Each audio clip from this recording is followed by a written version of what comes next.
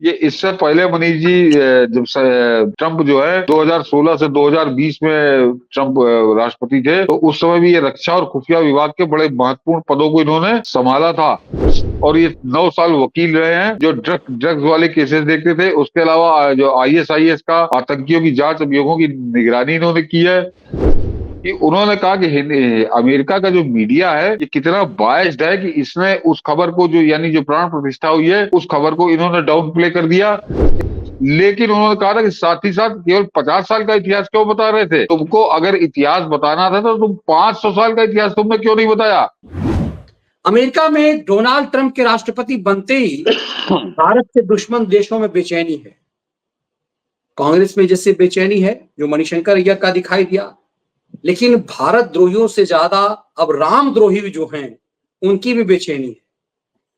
ऐसा माना जा रहा है कि सीआईए एक परम राम भक्त को अपना सुप्रीमो बनाएगा।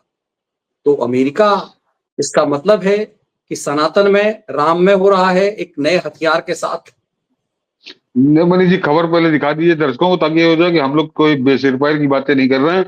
वो पूरी खबर इस समय बड़ी पूरे दुनिया में चल रही है कि सीआईए चीफ किसको बनाने की उम्मीद है। तो अभी उस पर हम लोग बात करते थे। पहले जरा खबर आप देख लें तो ताकि क्लियर हो जाए कि ये कई उसमें है कि एक बात। हाँ, वो ये फोटो पूरी क्लिक कर दीजिए तो मनीष जी ऊपर आ जाएगा वो। ये ऊपर वाला हेडिंग दिखा दीजिए, बस केवल उतनी काफी है। ट्रंप के वफादार काश पटेल, ऊपर ऊपर गुजराती वाली है मनीष जी, ऊपर वाली जी। फोटो। हाँ, ये ट्रंप हेडिंग है। सरकार में भारतवंशी काश पटेल बन सकते हैं सीआईए चीफ। ट्रंप के वफादारों में होती है गिनती, विवेक रामास्वामी को भी मिल सकती है जगह। हाँ, इसके अलावा बॉबी जिंदल का भी चल रहा है कि उनको भी संभवतः जगह मिलेगी। तो ये आप सोचिए, सीआईए का चीफ अगर कश्यप पटेल को बनाते हैं, वो काश पटेल उनको एक तरह से निक नेम है। वो सही नाम उनका कश्यप पटेल है, लेकिन वहां सब काश ही कहते हैं उनको।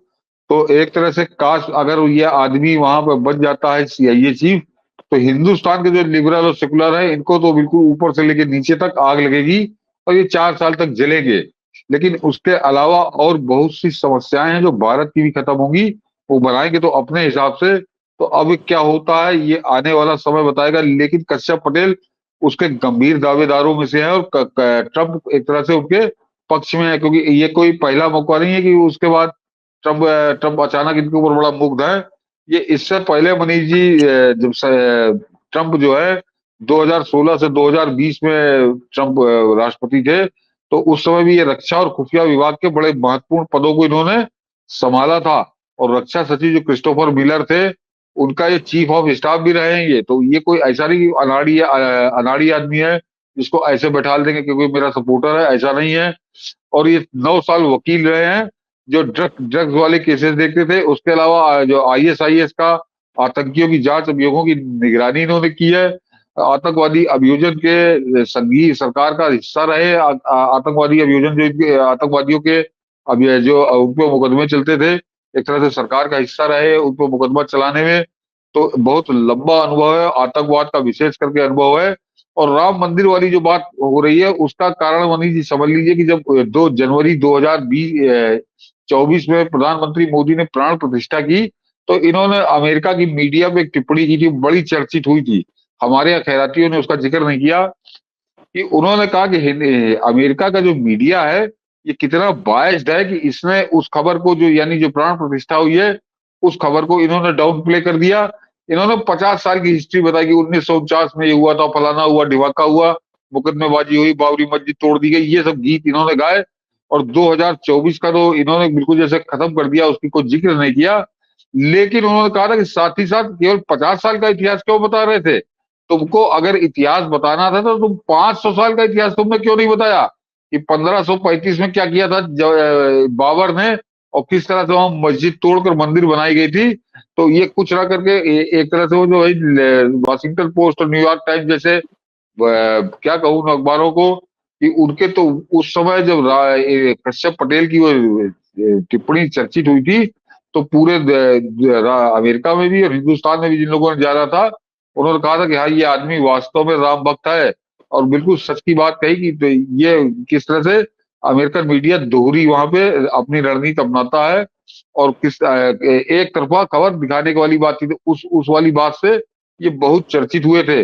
लेकिन मनीष जी, इसके अलावा इन्होंने एक अपनी एक किताब भी लिखी है, उसका देखिए नाम है कि गवर्नमेंट गैंगस्टर्स। ये इन्होंने गवर्नमेंट गैंगस्टर्स करके लिखी है, government gangster the deep state, क्या है इसका, the truth and the battle for our democracy. ये इन्होंने बड़ा इनका चर्चित हुआ है, वो लेख किताब की शक्ल में है। तो ये आदमी एक तरह से जो अभी तक का इतिहास रहा है, उस इतिहास को बदलने वाली स्थिति हो जाएगी अगर कश्यप पटेल को, जो डोनाल्ड ट्रंप अपना सीआईए चीफ बनाते हैं। और ये भी बता दूं कि इससे पहले एफबीआई का भी डायरेक्टर इनको बनाने की कोशिश की थी पिछले कार्यकाल में, और सीआईए का डिप्टी चीफ भी बनाने की कोशिश की थी, लेकिन उस समय जो चीफ वहां पे पहले थी उस वो सहमत नहीं हुई, और जो विदेश मंत्री थे वो भी सहमत नहीं हुए थे, तो उस वजह से वो टल गया था मामला। लेकिन अब की ट्रंप जिस ताकत के साथ आए हैं, तो ये अनुमान लगाया जा रहा है कि संभवतः पिछली बार इनको बनाना चाहते थे, नहीं हुआ, तो अब की बनाएंगे। और अगर नहीं भी बने तो ये कोई बड़ा रक्षा तंत्र जो है अमेरिका का, उसके अंदर कोई बड़ी जिम्मेदारी वाली पोस्ट इनके पास होगी। क्योंकि एक और चर्चा है मनीष जी कि जिस समय 2023 का यानी कैंपेन शुरू हो गई थी राष्ट्रपति के चुनाव की, उस समय से काश पटेल उनके साथ चलते थे डोनाल्ड ट्रंप के। तो डोनाल्ड ट्रंप ने 2023 में कहा था कि काश तैयारी कर लो, रेडी हो जाओ। तो जाहिर सी बात है कि अब जनवरी तक इंतजार करना पड़ेगा, लेकिन अपने वो एक बेहतर निर्णय होगा जो भी निर्णय होगा। बिल्कुल, संजय जी लिख रहे हैं कि अमेरिका में मनीष जी ट्रंप ने पहले ही काश पटेल को सीआईए और बॉबी को अपने व्हाइट हाउस में प्रमुख भूमिका में आने का ऐलान कर चुके हुए हैं। कर चुके हैं, हाँ। तो बहुत सारे एनआरआई साथी भी इसको लगातार लिख रहे थे। तो क्या लग रहा है कि यही वजह है कि जो भारतीयों का महिमा मंडन वहां है, जो इंडियन पावर है, क्योंकि चुनाव प्रचार के दौरान ऐसा नहीं किया, चुनाव प्रचार के दौरान उन्होंने भारत की तारीफ की थी, मोदी की तारीफ की थी। तो क्या यही वजह है कि वो मोदी और भारत की तारीफ करते हैं ट्रंप? यही कांग्रेस और भारत द्रोहियों की बेचैनी की वजह है कि भारत की तारीफ क्यों हो हाँ, रही है? हाँ, उनको मनीष जी, उसका थोड़ा हम लोग को लंबा हो जाएगा कि पहले जरा उसका खेल समझिए कि कांग्रेस को क्यों आग लगी हुई है डोनाल्ड ट्रंप के आने से। कि इससे पहले जो बाइडेन था, या जो बाइडेन की पूरी सरकार थी, चाहे वो कमला हैरिस उसकी डिप्टी थी, ये इनका एक एजेंडा था कि किसी तरह भारत को परेशान रखो। इनको भारत की तरक्की रास नहीं आ रही थी, किसी तरह इनको परेशान रखो। और उसके लिए कितना बड़ा खेल उसने हमारे पड़ोस में किया, बांग्लादेश में, जिसकी निंदा आज तक कांग्रेस ने नहीं की है।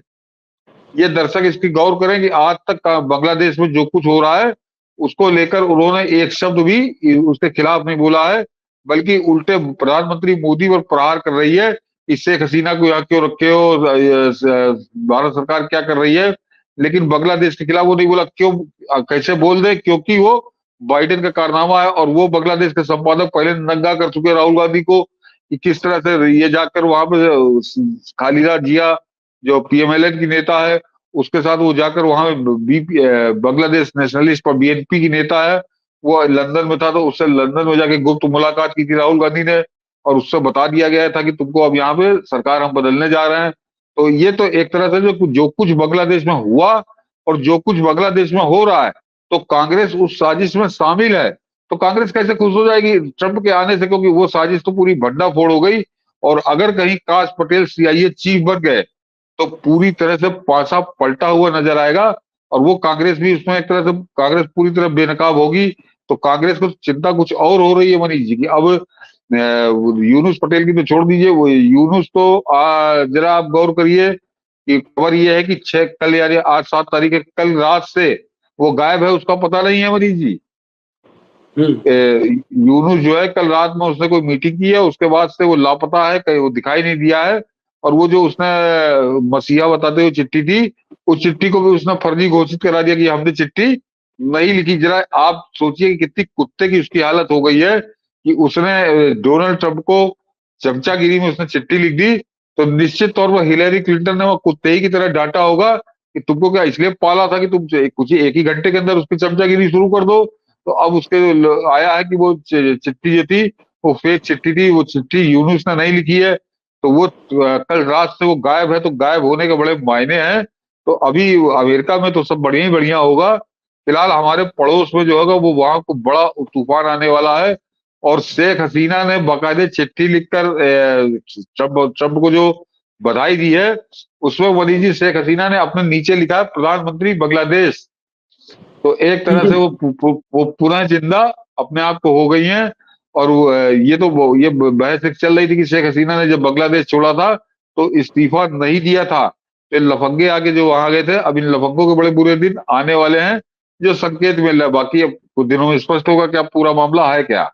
तो इन सारे हालातों में कांग्रेस के लिए बड़ी जैसे कहते हैं ना कि क्या कहूँ, तपते तवे पे बैठाल दिया गया, जलते तवे पे कुछ बोलते नहीं बन रहा। लेकिन अब भी ये ना तो बांग्लादेश की कोई बुराई कर रहा है, ना पाकिस्तान की कोई बुराई कर रहा है। बिल्कुल यही है बांग्लादेश की बेचैनी कि जिस जिस पपेट को जिसने उसने जो छोड़ा हुआ था वो गायब है, और पूरी तरह से यही चर्चा है कि वो कहाँ गायब है। ऐसी बेचैनी है। तो दिख रहा है कि अमेरिका का ये वोटिंग जैसे भारत में एक परिणाम ने पूरे लेफ्ट लिबरल गिरोह की बेचैनी बढ़ा दी थी। ये सब जो 99 को 240 से बड़ा मानने लगे थे अंकगणित के हिसाब से, तो इन सबको मातम आ गया। और आज भी ये उसी स्टाइल में कह रहे हैं कि वहां कमला हैरिस का तो कोई खेल हो गया, कुछ पासा पलट गया। नहीं मनीष जी, ये यहाँ पे जो 2024 का रिजल्ट आया, तो क्योंकि मोदी ने तीसरी बार शपथ ले ली और जो गठबंधन था वो तो बहुमत में था ही, 293 था, तो ये पागल हो गए। ये इतने ज्यादा पागल हो गए कि 99 को 240 से बड़ा बताने लगे। तो ये अपनी सुध-बुध इन्होंने खो दी, इनकी गिनती करने की क्षमता खत्म हो गई। तो वही स्थिति इनकी वहां पे हुई है। ये सब मनीष जी यहाँ पे झूठ बोल रहे थे और उसी झूठ में बड़े नाच रहे थे कि ट्रंप नहीं जीतेगा। अब की तो कमला हैरिस आ रही है, बड़े कंफर्टेबल मार्जिन से आ रही है। और उस महिला को भी मनीष जी मैं क्या कहूँ, उसका जितना वीडियो आ रहा था चुनाव से पहले, तो मुझको कमला हैरिस बड़े रिलैक्स नजर आती थी हर वीडियो में, जैसे बड़ी निश्चिंत हंसती मुस्कुराती हुई। तो मुझको लगता था कि वास्तव में जो खबरें आ रही बड़ी होंगी। तो वो भी एक तरह से अपनी दुनिया में जी रही थी, और जमीन पे हकीकत क्या है ये उसको भी नहीं मालूम था कि हम बहुत बुरी तरीके से हारेंगे। तो वो तो अब जब चुनाव आया तो उसके बाद से वो भी गायब है। तो चलिए हम लोग इंतजार करते हैं कि अब ट्रंप के का ये तिलिस्म जिस ढंग से बनाया जा रहा है उसकी परिणति क्या होनी है, और भारत और उसके पड़ोस पे इसका असर क्या होना है।